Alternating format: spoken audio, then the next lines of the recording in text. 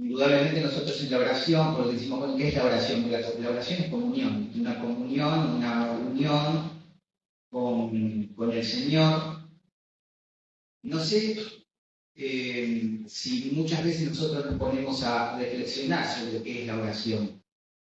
Sabemos qué es la oración, a veces sabemos cómo orar y a veces creo que la menor de las veces sabemos qué orar. Y usted me dirá, bueno, pastor, pero ¿cómo no voy a saber? Bueno, el problema es que la palabra nos dice que nosotros generalmente no oramos bien, por muchos motivos. El motivo principal es nuestra carnalidad, nuestra parte carnal no redimida, nuestra naturaleza no redimida, que todavía lucha contra esos deseos, contra esos pecados, que en definitiva es nuestra voluntad. Es decir, una voluntad dirigida donde no tiene que estar dirigida y una voluntad enfocada donde no debe estar enfocada.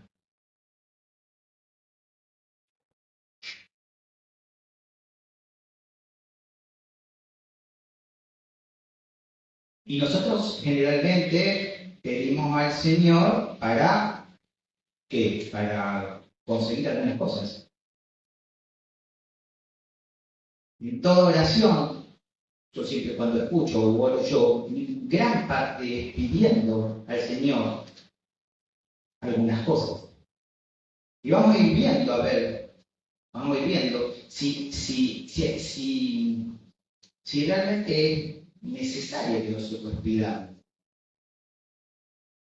Sí, bueno, pedir y haré y tocar y la puerta se abrirá, sí. El Señor nos manda a orar, pero el Señor nos manda a orar y la pregunta es ¿cómo? ¿Y sobre qué? ¿Y para qué? Pero hoy estamos viendo entonces, con esta breve introducción, cuáles son algunos, o serían, o son algunos obstáculos para la oración efectiva, eficaz. La oración eficaz es aquella que nosotros consideramos que Dios escucha. Generalmente cuando las cosas son no, cuando el Señor nos dice no, nosotros consideramos que la oración no fue contestada.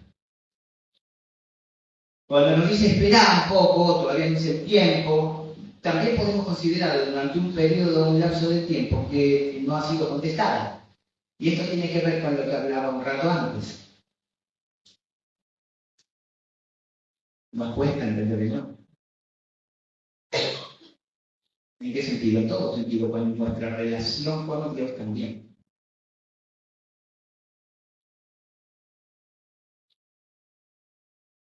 Entonces, uno de los motivos, vamos a ver si podemos como ir dilucidando un poquito los motivos por los cuales mi oración puede llegar, como decía la mamá de Hugo, hasta el techo. Porque dice, Dios siempre escucha, sí, Dios siempre oye, que es casi un proceso fisiológico. Yo ahora estoy oyendo los ventiladores, pero no sé si yo quiero hablar del ventilador o de contarles algo a ustedes de los ventiladores. Entra un ruido y el Señor oye todo, porque es Dios aparte. Hay que ver si el Señor tiene ganas de escuchar, porque decimos Dios siempre escucha. Sí, hay que ver si Dios quiere y realmente escucha esa oración. Entonces, vamos a ver lo que sería la primera, no importa el orden. El primer obstáculo. El primer obstáculo podría ser la presencia de pecados no confesados en el corazón del que ora.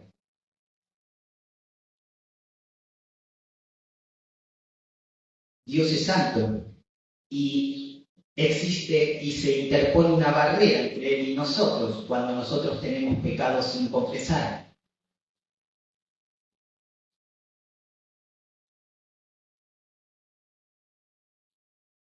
Isaías 59:2, o sea, Isaías capítulo 59, versículo 2, dice, pero vuestras iniquidades han hecho división entre vosotros y vuestro Dios, y vuestros pecados han hecho ocultar de vosotros su rostro para no oír. ¿Qué había hecho ocultar el rostro de Dios para no oír al pueblo? Sus pecados. Pero sus pecados no confesados. Usted me dirá, bueno, pastor, pero yo me sé patrono de la gracia, el Señor me prometió que me limpia toda maldad. Gloria a Dios. Esto también nos tiene que servir para ver cuál es, no solamente acercarnos y ser limpios, que es la promesa, sino cuál es el pecado recurrente en nuestra vida, porque siempre estamos pidiendo perdón. Nosotros, si hay un pecado que se llama recurrente en nuestra vida y que siempre tenemos que estar pidiendo perdón, hermanos, tenemos que estar a cuentas con Dios y tenemos que empezar a revisar nuestro corazón, porque en el pecado confesado, en el volverme del pecado, debe haber un cambio de dirección y un cambio de comportamiento. ¿Pero tenemos pecados recurrentes? Sí. ¿Podemos ser victoriosos sobre esos pecados también, sobre ese pecado? Sí. Pero nuestra voluntad, nuestra rebelión, a veces cuando nosotros entendemos que las cosas que no cambiamos no son porque Dios no sea suficientemente poderoso, Dios no me escucha, o no es el tiempo de Dios, sino que hay rebeldía en mi corazón. Nosotros la mayor parte de las cosas que tenemos, que nos pasan, y que no es en relación al acercamiento con Dios, o estar haciendo cosas que no es la voluntad de Dios, o llevar en nuestro corazón, en nuestros pensamientos, en nuestra emoción, en nuestra pasión, algunas actitudes, algunos comportamientos que no tienen que ver con la voluntad de Dios, tienen que ver con rebeldía. Cuando nosotros le podemos poner el nombre bíblico a las cosas, son mucho más fuertes, pero son mucho más claras y le dan una perspectiva diferente para decir, ok, yo no quiero rebelarme, yo no quiero ser rebelde. ¿Sí? Y esto lo tenemos que ver en todo el aspecto y en el más amplio sentido de nuestra experiencia en la vida. Debemos entenderlo en todo nuestro ser, en todo nuestro hablar, en todo nuestro pensar, en todo nuestro ayudar, en todo nuestra actitud. ¿Qué actitud tenemos? Ustedes saben que la actitud es lo anterior al comportamiento. Yo antes de tener conducta, que usted dice, Hernán se movió de acá para allá, eso es la conducta. Pero antes hubo una actitud. ¿Qué actitud tenemos en la vida, en la iglesia, en el trabajo, con los hermanos? ¿Cuál es la actitud? ¿Cuál es lo que aparece antes del movimiento en nosotros? Esto es importante. Recuerdan que los fariseos estaban muy preocupados por la conducta, lo que se veía. Son como sepulcros blanqueados. Afuera está todo bien. Ahora parece que estamos bien. El problema es adentro. ¿Qué actitud? Hay presencia de pecado ahí, a lo mejor no confesado, por pequeño que sea, que nos esté obstaculizando ese acercamiento a Dios y estar entonces con una relación más libre, más real.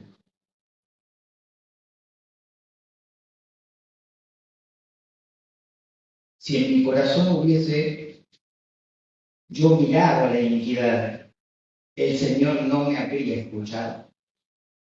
Acá es, si no hubiese confesado el pecado de mi corazón, el Señor no me hubiese escuchado, como dice David en el Salmo 66. Si no hubiese yo confesado mi pecado, el Señor no me habría escuchado. Impresionante, es interesante en el sentido de que, como que oh, nos lleva a reflexionar realmente, ¿no? No estamos hablando de perfección. El Señor sabe que no somos perfectos y no por nosotros, los imperfectos totalmente. Porque alguna vez hasta perseguimos a la iglesia. Todos nosotros. Gloria a Dios. Y no por nosotros. Otro de los obstáculos que puede aparecer es cuando vivimos de acuerdo a la carne y no al espíritu. Esto también puede ser un motivo de obstáculo entre Dios y nosotros. Cuando nosotros empezamos a querer orar y querer comunicarnos con Dios. La carne puede llegar a ganar, digamos, el control sobre nuestras acciones, actitudes, motivos. Libro de Romanos, capítulo 8, versículo 13 y 14, dice que hagamos morir a las obras de la carne y ser guiados por el Espíritu, ¿no? Entonces nosotros hacemos morir las obras de la carne, dice Romanos, y poder ser guiados después en el versículo 14 por el Espíritu para una correcta relación con Dios. Entonces solamente ahí vamos a poder orar con una estrecha relación con Dios. Este sería entonces un motivo. Ustedes recuerdan las obras de la carne, cuáles son, que ya le hemos leído ahí en Gálatas. ¿Sí? Sabemos: homicidio, fornicación, algo de sexo. Todo lo que sabemos que no debemos practicar o que debemos de no tener o de no ejercer en nuestra cotidianidad. Una de las maneras de vivir en la carne se transforma o tiene el nombre de egoísmo también, ¿sí? Esto también implica un desencuentro con el Señor cuando yo voy a orar y a comunicarme con Él. El egoísmo me lleva a mí a pedir a Dios cosas que yo quiero, pero que no son la voluntad de Dios. Y esta es la confianza que tenemos en Él, que si pedimos alguna cosa conforme a su voluntad, Él nos oye. Primera de Juan capítulo 5, versículo 14. Ya no nos podemos quedar con que Él nos dará todas las peticiones de vuestro corazón, porque no estamos entendiéndolo bíblicamente. Y nos podemos desilusionar mucho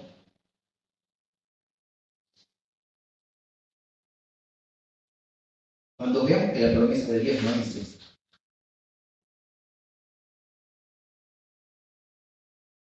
Que la promesa de Dios no es pidan que te doy. La promesa de Dios es pidan según mi voluntad.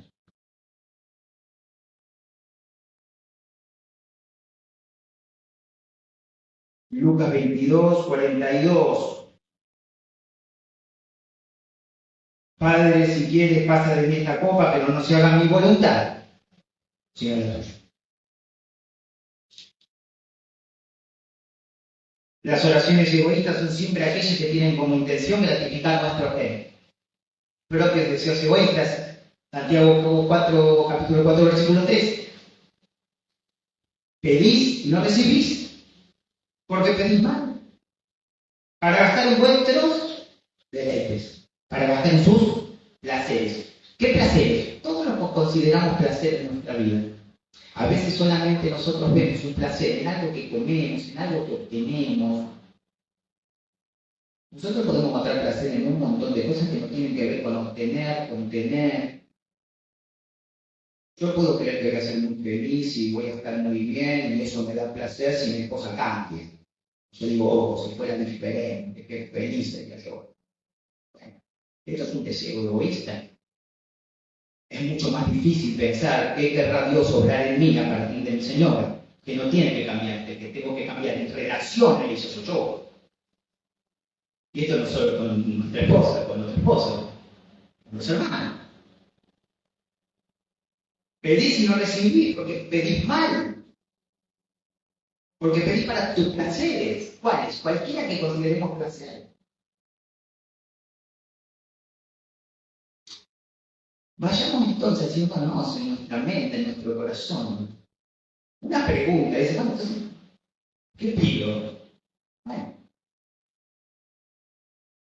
Mire, nosotros podemos seguir pidiendo lo que ya está dado, ya está dado.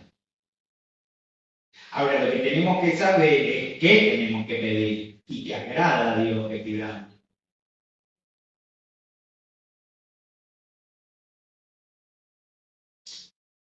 El vivir de acuerdo al egoísmo, al deseo egoísta, también nos endurece el corazón en relación a otros. Si somos indiferentes a otros, entonces, por ahí no debemos esperar que Dios sea propicio a nuestros pedidos, o Él no sea indiferente con nosotros. Proverbios 21:13. El que cierra su oído al clamor del pobre, también le clamará y no será oído. Usted me dirá, pero Dios siempre oye. Y acá dice que no va a ser oído. Sí, oye, porque es Dios. Pero no quiere oír. No. También clamará y no será oído.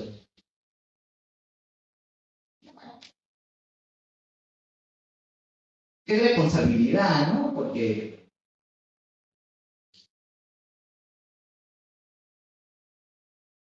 ahora empezamos a tratar, yo quiero que mi oración sea vital.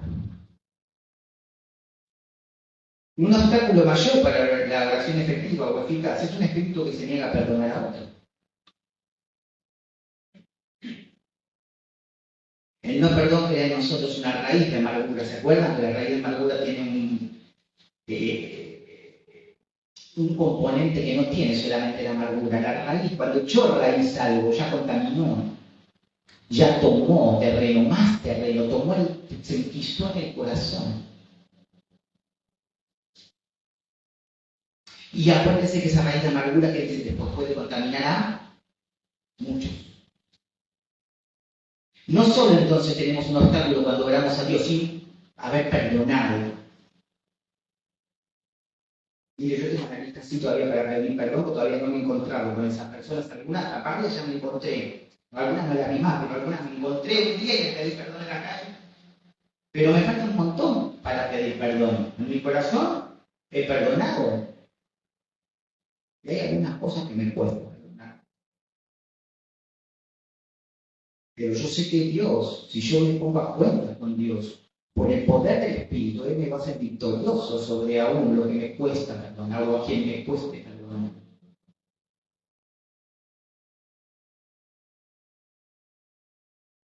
¿Recuerdan la parábola ahí del Señor en Mateo 18, 23, 35, de los dos deudores?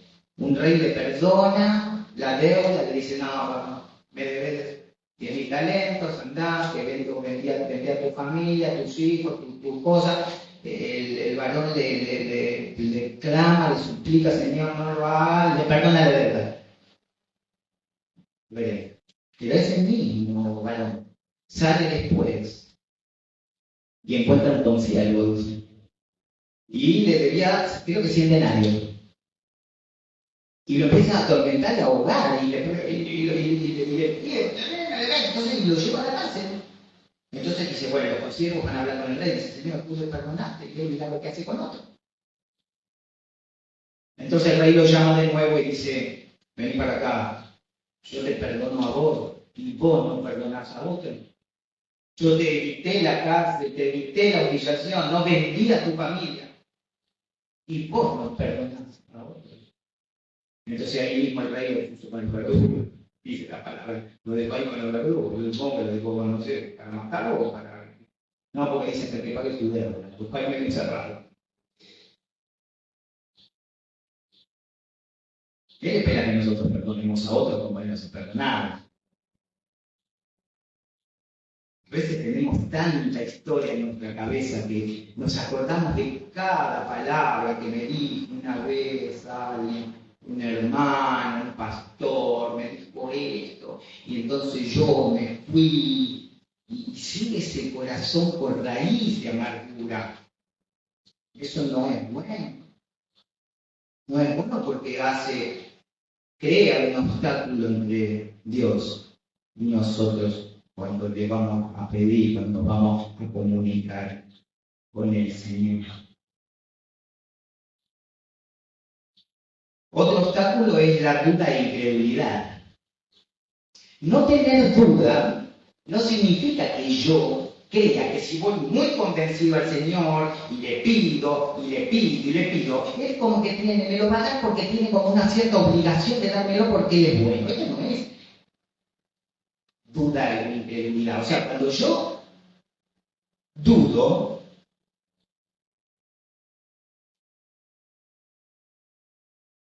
dudo en orar con la firme creencia de quién es Dios, del carácter de Dios, de su naturaleza y de los motivos de Dios. Cuando yo soy incrédulo en la oración, duda e incredulidad, es cuando yo me acerco a Dios pensando que el problema mío es más grande que el poder de Dios. Por eso yo pregunto a veces, hermano, ¿usted se está acercando a orar a Dios? ¿Con qué perspectiva? El problema que tiene, ¿cómo es en relación a Dios? No, es inmenso, yo no sé, no. Esta es la incredulidad que Dios no quiere. Nosotros oramos por más grave que sea lo que nos está pasando, más doloroso, con la firmeza y con la convicción del entendimiento del carácter, de los motivos y de la naturaleza de Dios. Y cuando digo los motivos de Dios, son los propósitos de Dios para nosotros. Y esto parece fácil, hermano, porque parece fácil porque lo sabemos. Pero es muy difícil cuando lo aplicamos, porque a veces por cosas que no son tan trascendentes, inclusive por cosas materiales, volvemos locos. Preocupamos, locos, tan preocupados de entrevería, de lo que pasará, se me rompió esto y no lo voy a arreglar, y entonces yo, hermano, todo esto. Miren, nosotros podemos pedir al Señor que nos arregle mucho algo que se nos rompió. El Señor ya sabe que necesitamos eso. La verdad que hay oraciones que no tienen mucho sentido. Él sabe lo que necesitamos. Entonces voy a bueno, pastor, pero ¿qué tenemos que orar? Tenemos que ir entendiendo que estamos en una oración que no le agrada a Dios. Porque Él dice, yo ya conozco lo que necesitas. ¿Se acuerdan cuando dice hombre de poca fe? ¿Por qué se preocupa por todo eso? Si yo ya sé lo que ustedes necesitan, hablamos del vestido, de la comida, de las necesidades básicas, de un techo, de una morada, inclusive de cosas emocionales, la paz, la tranquilidad, yo me voy a ocupar de eso. Yo me ocupo de eso, si ustedes se quitan a mí nada más, tengan una relación conmigo cercana. Hebreos 11:6. Pero sin fe es imposible agradar a Dios, porque es necesario que el que se acerca a Dios crea que le hay. Y que es galardonador de lo que les busca, es decir, es premiador. Él va a premiar a las personas con perdón por su fe.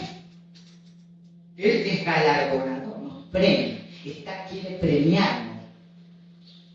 Pero no siempre nos puede premiar ni bendecir. Entonces el Señor dice, ¿quieren carne? Van a querer carne. Les da codornices, no me acuerdo cuánto dice la palabra, pero que de un metro del piso lleno de codornices, no me acuerdo, no sé si me acuerdan, hasta dónde era, pero era una cantidad calculada, no se podía ver con la vista hasta dónde llegaba ese metro de codornices. Y dice la palabra, ese día murieron atragantados por la codornices.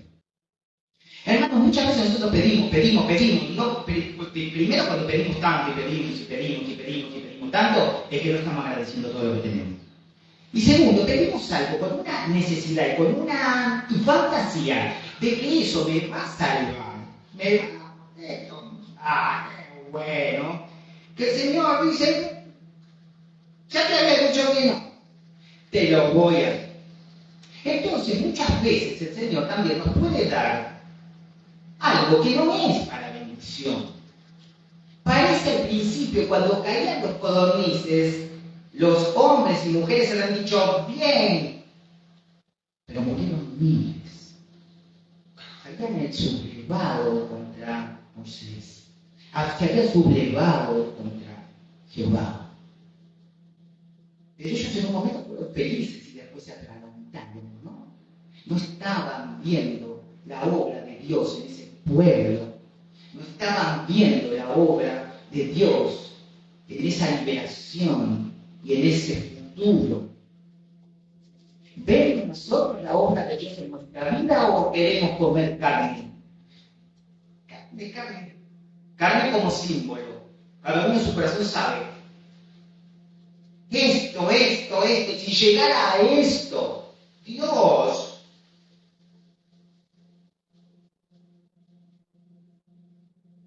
Pero pida con fe, no dudando nada, porque el que duda es semejante a la onda del mar, que es arrastrada por el viento y echada de una parte a otra. No piense, pues, quien tal haga, que recibirá cosa alguna del Señor.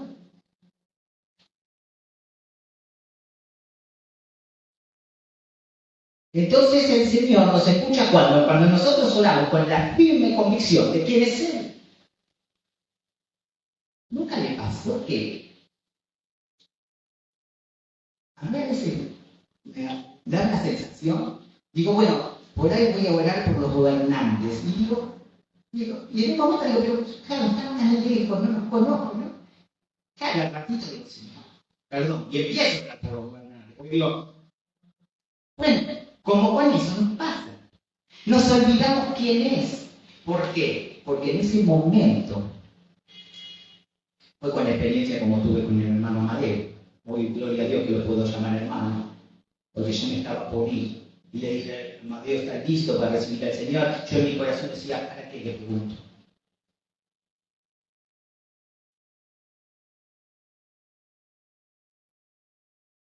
Ustedes entienden que en esa conversión el Señor no había obrado solamente en un corazón.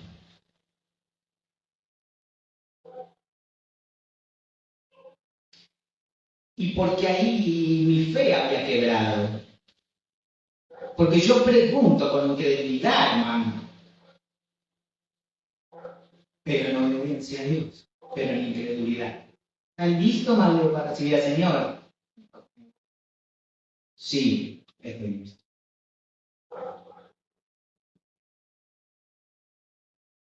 Pero pida con fe. Porque no piense que recibirá cosa alguna del Señor. Lo que pida sin fe. ¿Esto quiere decir que nos va a dar todo lo que pidamos con fe? No. No mezclemos. Pastor me está diciendo que si pido con fe me va a dar. No mezclemos porque tenemos que ver todo en el contexto general de la Biblia. De acuerdo a su voluntad. Pero yo le digo algo, si nuestra fe está inalterable, si nuestra fe está inquebrantable, si nuestra fe está sólida sobre la roca, no le vamos a pedir a Dios lo que está fuera de su voluntad. Qué bueno. Finalmente, la discordia en el hogar. Primera Pedro 3:7 es taxativo, le habla el varón, que puede haber un estorbo en sus oraciones, en vosotros maridos igualmente vivir con ella sabiamente, dando honor a la mujer como a vaso más frágil y como a coherederas de la gracia de la vida, para que vuestras oraciones no tengan estorbo.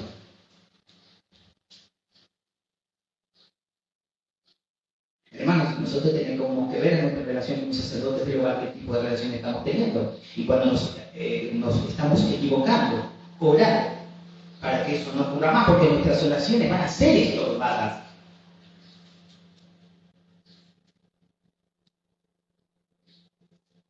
Nosotros estamos viendo que todo lo que está pasando acá es porque nosotros estamos en pecado, por más que le demos una vuelta más de roja para entender. Todo lo que estamos hablando, cuando nosotros no estamos dentro de la voluntad de Dios, que nos pide que hagamos, que quiere que seamos. De la misma manera que debe tratar como brazo más frágil del varón, porque para que no haya estorbo. Efesios 5, 22, 24, dice que la mujer debe someterse y respetar al marido y sujetarse a Dios y al marido. Para que partiguayes por la oración de la mujer en el hogar.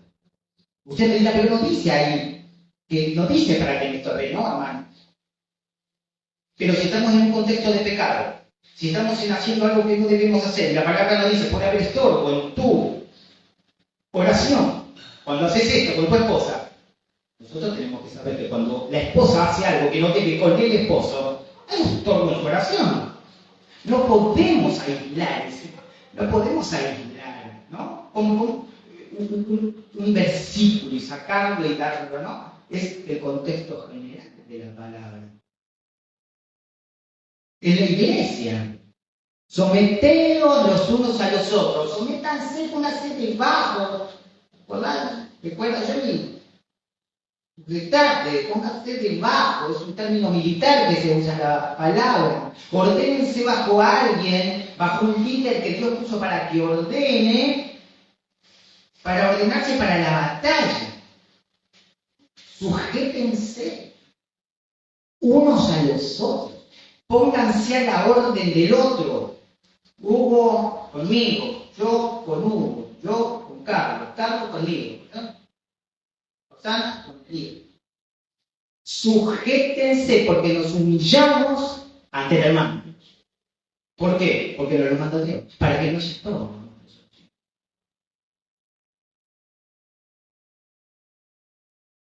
Obedecer a vuestros pastores y sujetaos a ellos porque ellos velan por vuestras almas como quien va a dar cuenta. Hebreos 13 y 17. Si nosotros vemos un hermano que está en una situación donde Dios lo puso a guiar o de liderazgo o en un ministerio, debemos estar orando mucho por él, por ellos, por la hermana, por el hermano, apoyarlo para que Dios guíe, lo ilumine, para que le vaya bien, porque no le va bien al hermano. Los hermanos no hacemos, los hijos de Dios no hacemos nada para que nos vaya bien, lo hacemos para obedecer a Dios. Afortunadamente, Primera de Juan 1:9 nos asegura que si confesamos nuestros pecados, Él es fiel y justo para perdonar nuestros pecados, para limpiarnos de toda maldad, de toda iniquidad. Ahora, hermano, cuidado, porque tenemos que tener conciencia de pecado, porque si no empezamos a orar creyendo que está todo bien. Acuérdense que el Señor necesita lavar los pies. Porque cuando el Señor Pedro le caminó, dijo Pedro, entonces no tenés arte conmigo. El lavado de pies es necesario cada ratito, pedir perdón. Y eso es extensivo a nosotros. Pidamos perdón, que una trono de la gracia. Entonces, hermano, vos me decís, porque ahora estoy confundido. Entonces, ¿qué pido? Le pido lo que necesito. Mateo 6:33. Más buscar primeramente el reino de Dios y su justicia, o sea, una vida justa. Y todas estas cosas os serán añadidas. ¿Qué cosas? Lo que hablamos antes, ahí en Mateo 6. ¿Sí? Salmo del monte, todas.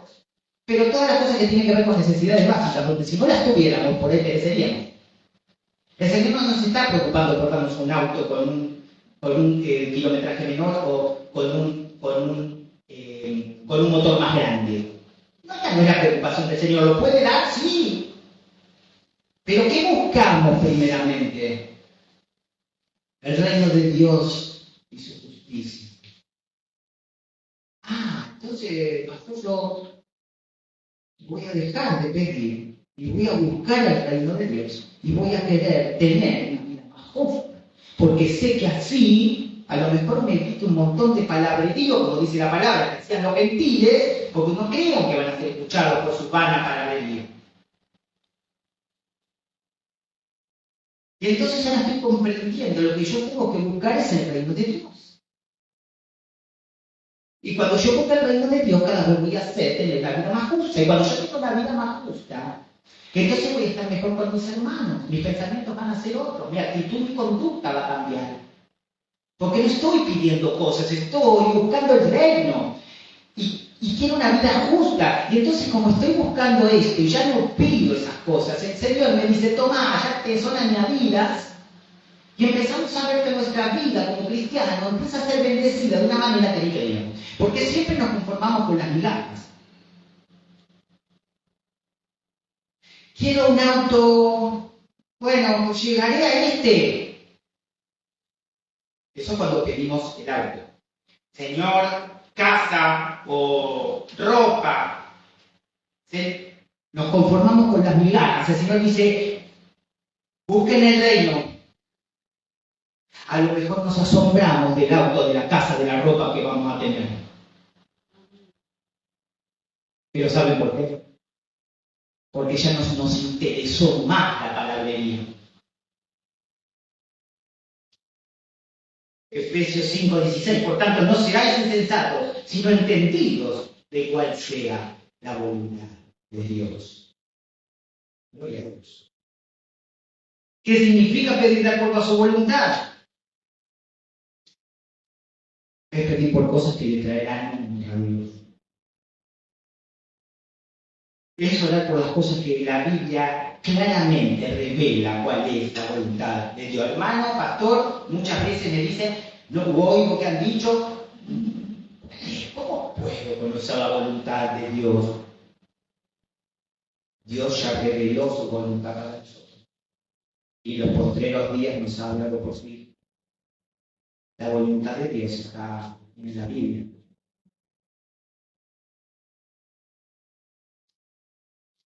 Entonces yo buscando el reino. Ahora entiendo. Si yo entonces me dedico al servicio, si yo busco el reino, ¿no?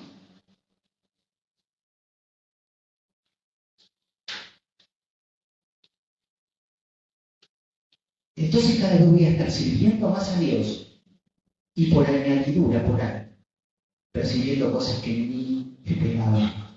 Ya no me conformo con migajas, con un auto 2016, porque el Señor, como ya no nos interesa eso, estamos sirviendo, buscando el reino, el Señor dice, te añado esto, ¿sabes por qué?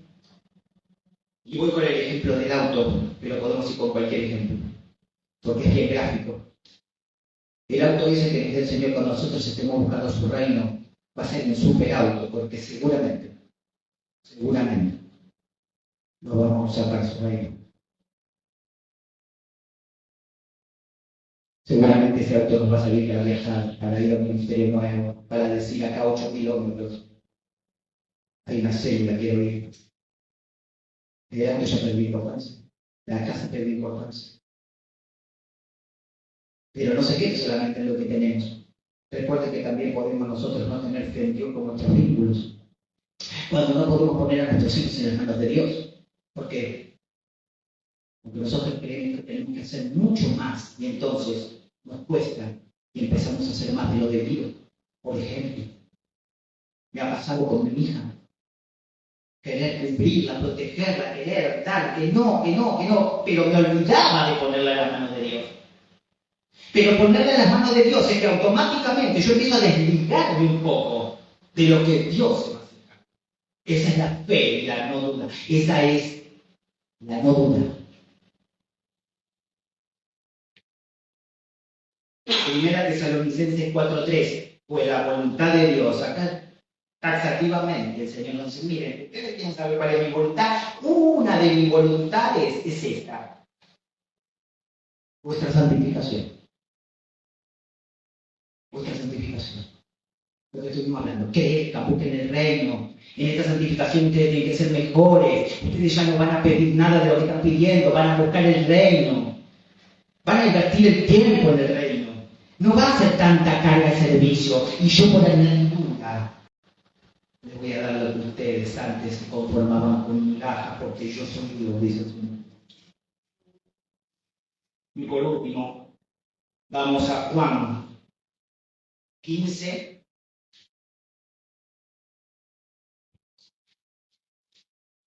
Ustedes me dirán, bueno, pero el pastor dijo esto, pero ¿dónde lo dice? Pues a veces está bien que pase eso, porque donde no hay sustento bíblico la palabra cae. Juan 15:4.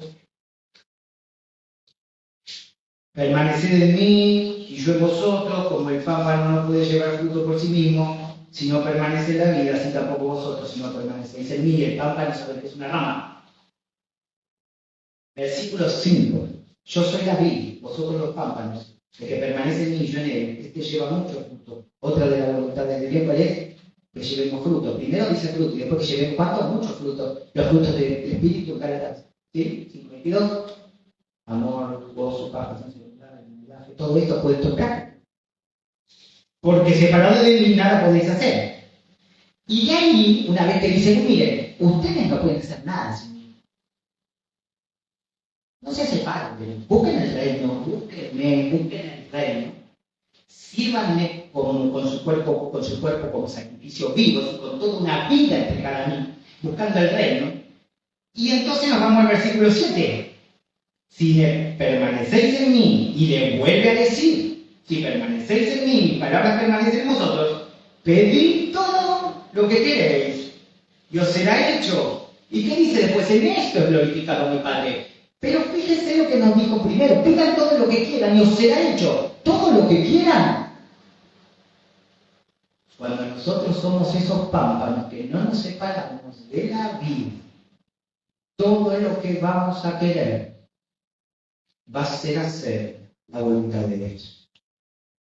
No vamos a pedir nada que no esté fuera o que esté fuera de la voluntad de Dios.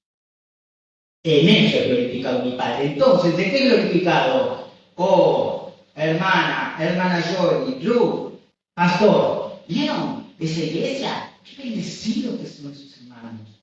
Vemos que pasan cosas que no están firmes, algunos tienen problemas graves y siguen firmes. Yo quiero ser así, los veo tranquilos, los veo en paz, los veo en amor. Yo quiero ser, bueno, tenés que creer en Cristo. Porque en esto es glorificado mi Padre, cuando nos ven con el fruto.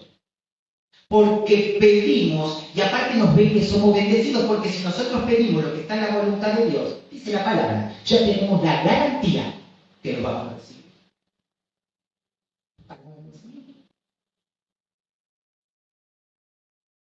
Se trastocó en nuestra mente hoy, o para reflexionar, ¿cómo oro? ¿Cómo estoy orando? ¿Cuánto tiempo en la oración? El Señor Jesús oraba noches enteras. ¿Cuánto estamos orando? ¿Cuánto está? Pues les digo algo, cuanto más oramos,